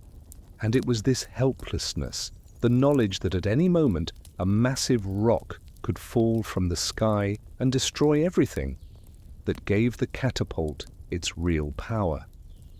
It didn't just kill, it eroded the human spirit, slowly and relentlessly, with the weight of anticipation. In the Chronicles, catapults weren't used only for hurling stones. Sometimes they were turned into messengers of filth and fear. Diseased animal carcasses and even human corpses were launched into cities to spread sickness. A swollen body crashing into the street wasn't just a horrific sight. It was rudimentary biological warfare, a warning that disease and death had joined the siege. For the people trapped inside, this was no longer mere war. It felt like punishment from the sky, as if even the air had turned against them, as if even heaven had been captured by their enemies. In the siege of Kaffa in Crimea in 1346, the Mongol army was said to have catapulted plague-ridden bodies over the walls, helping to spark the Black Death that swept across Europe. While the historical accuracy of this tale remains debated, its meaning is clear. The catapult was not just a weapon of physical destruction, but one of despair and psychological collapse. A city under siege had more to endure than crumbling walls. It had to live through days filled with corpses, stench, and the constant knowledge that the next thing to fall from the sky might break them. For the soldiers operating the catapult, the task required both skill and patience. Unlike the battering ram, which relied on brute strength and unified shouting, the catapult demanded calculations, angle, weight, rope tension. It was a blend of crude mathematics and practiced instinct. A successful launch, when a stone landed squarely on a wall or building, brought cheers, a sense that part of the city had buckled. But a miss, when the stone fell harmlessly into a field or moat, brought only fatigue and quiet frustration. Inside the walls, there was no such thing as safety. A family might be eating supper when the roof collapsed. A prayer in a chapel could be shattered by the crash of stone breaking through the wall. Children raised during a siege would grow up haunted by the hiss of falling rocks. These memories, rarely captured in history books, etched themselves into collective memory. Stories whispered to later generations. We once lived beneath a sky full of stones. If the battering ram was the embodiment of brute force, the catapult was something more symbolic. It turned the sky into a threat. It made unpredictability into fear. You looked up and no longer saw freedom, only menace. You heard the sudden snap of rope and knew the next moment could bring darkness and collapse. That's what made the catapult one of the most terrifying weapons of the medieval world. It didn't have to kill everyone. It only had to convince people that death could fall at any time. Through history, the catapult stands as a symbol of human ingenuity turned toward destruction. A large wooden arm, twisted rope, a single stone, ordinary objects transformed into a device that could shift the balance of power. It proved that war wasn't only muscle and metal, it was also strategy, creativity, and ruthless intent. And when we compare it to the assassin, that lone figure with a small knife hiding in an alley, we see the starkest contrast. One moved in silence, unseen, forgettable. The other struck loudly, publicly, leaving scars across walls and minds. The catapult needed no name, but it left traces, shattered defenses, broken cities, a people who would never forget what it meant to live under a sky that rained stone. Perhaps that's why catapults always appear in stories of siege, a necessary chapter. They were the bridge between an age of brute strength and an age of engineered warfare, paving the way for trebuchets and eventually cannons. But long before those machines came, the catapult had already flung enough stones, enough corpses, and enough fear to carve its place in memory. And when you imagine yourself standing on the city walls, hearing the echo of that creaking arm in the distance, looking up to see a boulder the size of a bull arcing toward you, you'll understand. The horror wasn't in the moment the stone struck. It was in the waiting. And that, more than anything, was the catapult's true legacy, not just the destruction of walls, but the quiet, daily crumbling of human peace. If the catapult was a wild throw, powerful but sometimes imprecise, then the trebuchet was the supreme symbol of siegecraft in the medieval world. It went by many names: the throwing engine, the hammer of heaven, or simply the machine of despair. The trebuchet wasn't just a refinement of the catapult, it was a leap forward in the logic of war. Proof that humans were willing to harness both intellect and cruelty to bring down their enemies behind walls. Picture it, a massive wooden frame, as tall as a 3-story house, with a long arm attached to a counterweight made of stone, weighing several tons. When that counterweight dropped, all its energy was transferred to the other end of the arm, where a leather pouch or rope sling held a stone. With one simple release, the pouch would whip forward, and the stone would launch at terrifying speed, soaring high, then falling with crushing force. If the catapult was a giant's throwing arm, the trebuchet was the hammer blow of the sky itself. What set the trebuchet apart was the way it merged physics with fear. Physically, it was remarkably efficient. With a heavy enough counterweight, it could hurl stones weighing hundreds, even thousands of pounds across hundreds of meters. Thick stone walls, once thought unbreakable, would tremble, crack, and finally collapse under the repeated weight of its blows. Historians have noted many cities that withstood battering rams and catapults, but fell once the trebuchet arrived. One strike didn't just break stone, it broke morale, but its true power was psychological. Unlike the abrupt, snapping launch of a catapult, the trebuchet moved slowly. With rhythm, from inside the walls, you could watch it come to life. You saw it being assembled, beams rising, ropes tightening. You heard the carpenters hammering stakes into the ground, the soldiers shouting as they tested its aim. Then came the silence as the counterweight rose. Everyone held their breath. To watch that heavy arm slowly climb, to know a massive stone was poised to fly, that was the real torment. Each launch wasn't just a strike against a wall, it was a blow against the will of those hiding behind it. In many sieges, trebuchets were used for more than stone. They hurled horror. Rotting animal carcasses, barrels of burning oil, even human remains. Some accounts speak of decomposing horses and oxen launched into cities, spreading stench and disease. Others mention decapitated prisoners flung through the sky as warnings of what awaited those who resisted.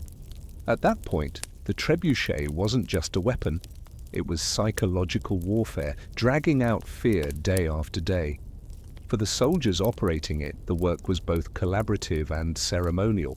They hauled the counterweight together, adjusted the aim, tied the sling with care.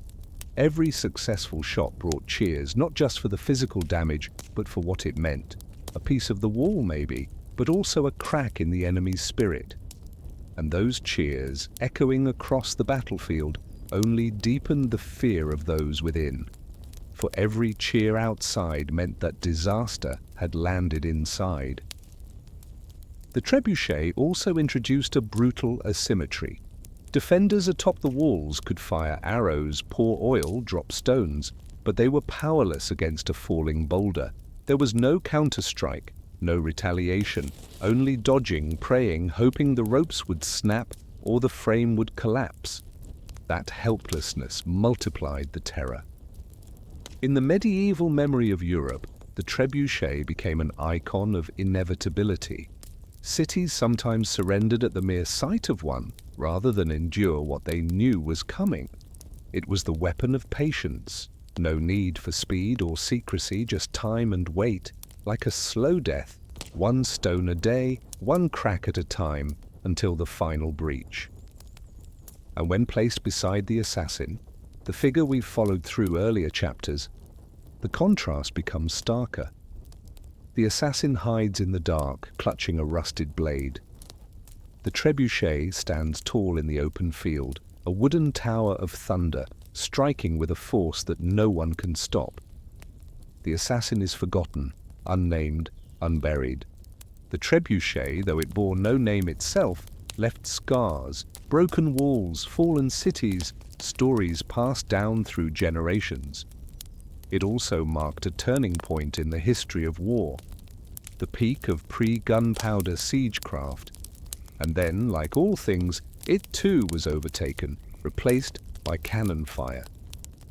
But in its brief reign, the trebuchet shook the continent. It was a short chapter, but a thunderous one, a time when human ingenuity and cruelty met to impose will through wood, rope, and stone. Imagine waking each morning inside the besieged city, hearing the creak of the counterweight rising, watching the long wooden arm lift into the sky, and waiting, always waiting, for the stone to fall. You would come to understand the trebuchet wasn't merely a weapon, it was a psychological nightmare. It didn't need to strike constantly, it only needed time, enough for you to anticipate, to dread, to slowly unravel before the wall itself came down. The trebuchet, the hammer of the heavens, didn't just strike stone and brick, it struck belief. And in that collision between physics and fear, between mass and dread, it became the most perfect weapon of its time. When towering city walls stood proud against every siege engine thrown at them, people came up with another idea. Instead of striking from afar, why not march straight to the wall, bringing with them a moving house designed to rise above it? That was the logic behind the siege tower. Massive wooden structures as tall as the walls themselves, slowly rolling forward, packed with soldiers inside. And while all eyes followed these towering machines inching across the field, another battle was already underway. Quieter, hidden just beneath their feet. Tunneling.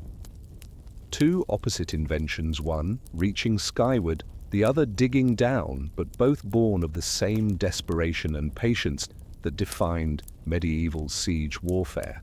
A siege tower was usually built from thick wood, covered in wet hides or thin sheets of metal to resist flaming arrows. The bottom level held shield bearers, men with spears and hammers, ready to charge once the gate collapsed. The middle level was filled with archers and crossbowmen, shooting through narrow slits at the defending walls. And the top, the most important level, carried a drawbridge. When lowered, it became a wooden plank connecting the tower to the battlements. And the sight of dozens of soldiers rushing across that bridge, shields raised, storming the wall, was both heroic and horrific. But building such a structure came at great cost, time and labor. Hundreds of trees had to be felled, the wood hauled, shaped, reinforced with hides, mounted on wheels. All while the defenders did not stand idly by. Tall wooden towers made perfect targets for fire. One flaming arrow was enough to ignite the whole frame, reducing it to ash and burning alive those trapped inside. This was why defenders always had vats of boiling oil and pitch-tipped arrows ready waiting for the tower to come just close enough. And if a siege tower managed to reach the wall, the battle turned into something else entirely. The gate below shook under the battering ram. Above, soldiers from the tower clashed face to face with those on the ramparts. Screams, smoke, fire, splintering wood, and the clash of steel merged into a symphony of chaos, a chorus of death. Meanwhile, tunneling was a different kind of warfare altogether. If you couldn't go over the wall, you went beneath it. Specialized war miners would dig tunnels right up to the base of the wall, reinforcing them with timber to prevent collapse. Then they would set the wood alight, causing the earth, to give way, bringing the wall crashing down. It was a dangerous, grim task, cramped, airless, done in total darkness, and always with the fear of being discovered. If defenders heard digging, they would dig their own counter-tunnels, creating a subterranean war, where soldiers stabbed at each other in narrow passages, torchlight flickering across dirt-caked, sweating faces. Sometimes the tunnels succeeded gloriously. A wall section would fall and an entire army could pour in. Other times it ended in tragedy. The tunnel collapsed too soon, flooding with boiling water, toxic smoke, or just rubble entombing the diggers alive. It was a thankless job, nearly invisible, but it could decide the fate of an entire siege. If the trebuchet brought fear from afar, siege towers and tunneling delivered dread up close. People inside the city could see the tower growing taller each day, edging closer. They could feel the ground tremble faintly beneath their feet. Hear the tapping of stakes, the echo of digging like death, knocking quietly at the foundation of their home. Siege warfare wasn't just a contest of force. It was a test of nerves, a slow gnawing of resolve, day after day. Picture it. You're standing atop the city wall, watching the tower inch closer. You pray a flaming arrow will hit its mark, but you also fear it won't. That night, you lie awake, listening to the ground, wondering if, by morning, the wall will still be standing. Above or below, the defenders are always on the back foot, waiting for a collapse they can't truly stop. Perhaps that's why siege towers and tunnels, though less famous than the trebuchet, carried a different kind of weight. They were symbols of human persistence. When the wall stood too tall, we built something taller. When the wall held too firm, we dug beneath it. These desperate inventions were more than weapons. They were proof. People always find a way, even if it's slow, costly, and soaked in blood. And though these methods faded with the rise of gunpowder, for the cities that endured them, they became permanent ghosts. The burned-out husks of siege towers, the collapsed tunnels beneath the walls, the sections of stone that gave way. They remain as grim reminders that medieval war wasn't just fought face to face, but also from above and from below. A total siege of both body and mind. There was a moment in history when the sound of the world changed. If medieval war had once been the clash of wood, the crash of falling stones from a trebuchet, the rasp of steel grinding against steel atop the battlements, then from the late 14th century onward, a new sound began to echo. The sharp, dry crack of gunpowder. It wasn't just a shift in technology, it was the tolling of a death bell for an entire era. The age of solitary assassins hiding in shadows, and the age of towering siege machines built from wood and stone. Gunpowder first entered Europe through trade flowing from China, through the Middle East, into the city-states of Italy, and then westward into the kingdoms of Europe. At first, it arrived awkwardly. Crude handheld guns, heavy and imprecise, or small cannons that barely fired more than a stone's throw. Soldiers wielded them with a mix of fear and curiosity, uncertain whether the bang they heard was a promise of power or a threat to themselves. But in just 1 or 2 generations, that trial gave way to triumph, and the cannon became the centerpiece of every siege. Walls that had once stood proud against decades of battering now cracked and crumbled under the sheer force of cast iron balls. No need for a trebuchet with weeks of winding rope, no need for thousands of laborers to build towers. Just place a cannon in the right spot, fire for a few days, and soon a corner of the wall would split open. The blast shattered more than stone, it shattered morale. Defenders no longer had time, no longer had the patience of long sieges. Everything now moved faster, with brutal clarity. And at the same time, the world of assassins collapsed. A man with a rusty knife hidden in his sleeve was no longer a threat to a palace guarded by soldiers with guns. Where once a silent death in a back alley might shake an entire city, now the loud death from a musket shot fired by a guard became the norm. Power shifted from those who lurked in the shadows to trained armies in formation, from whispers and plots to the blunt force of open fire. And so the two symbols of medieval darkness, the assassin and the siege machine, were swept away by history as if they had never been praised at all. The siege towers rotted, the trebuchets rusted, the tunnels became curious footnotes, and the assassin, as we've seen throughout this long journey, was never truly a legend to begin with. They struggled, they were alone, they failed more often than they succeeded, and in the end they vanished without a farewell. But what remained wasn't emptiness. What remained were stories whispered in folk memory, scattered traces in old chronicles. Reminders that technology always reshapes the face of war.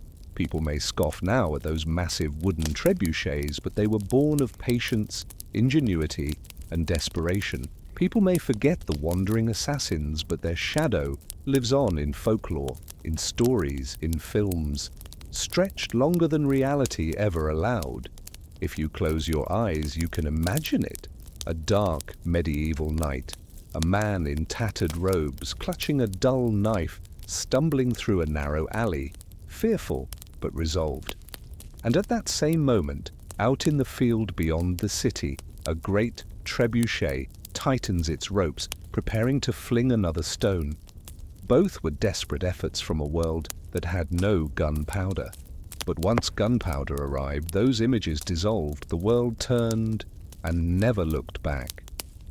At the end of this journey, the lesson stands plainly. The medieval assassin was never cool, never romantic. They were struggling souls, forgotten by society and eventually erased by history. Just like the rusted trebuchets left abandoned in the fields, they no longer had a place once technology turned the page. All that remains is memory, faint, uneasy, half lost. And if there's one larger truth to take from this story, it's this: no legend is permanent. Everything we once feared, revered, or believed to be powerful can be made obsolete by a single new invention. As the bow was replaced by the gun, as stone fortresses were shattered by cannon fire, as legendary assassins were unmasked as suffering men, so too will every power fall eventually. That lesson doesn't just belong to the Middle Ages, it echoes into today. You live in a world where technology moves faster than ever. A profession today might be mythologized, but tomorrow it could be just another memory, like a rusted dagger, a frayed rope, a trebuchet resting quietly in a museum. The story of the medieval assassin reminds us, behind every myth is a small, forgotten person, and behind every new technology, a dying age. And so as the last echoes of the medieval world fade, we see what assassins truly were, not legends, not icons, but fragments swallowed by history. Rusting weapons, forgotten names, and a silence that settled over them like dust on an abandoned road. Thank you for drifting through this long, quiet story with me. If you'd like more nights of boring history for sleep, this channel, historian Sleepy365, will always have another tale, waiting, steady, uneventful, and just long enough to carry you into rest. Good night.